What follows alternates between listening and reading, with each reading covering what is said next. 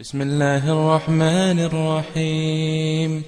الحمد لله الذي أنزل على عبده الكتاب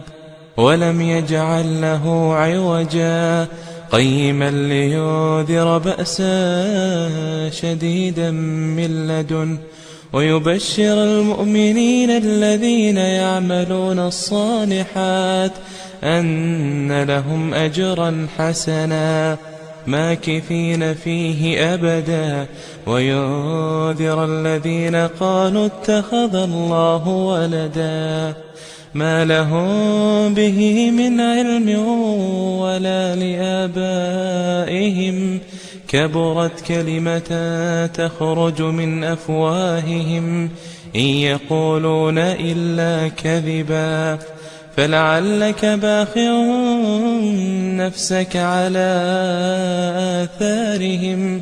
إن لم يؤمنوا بهذا الحديث أسفا إنا جعلنا ما على الأرض زينة لها لنبلوهم أيهم أحسن عملا وإنا لجاعلون ما عليها صعيدا جرزا أم حسبت أن أصحاب الكهف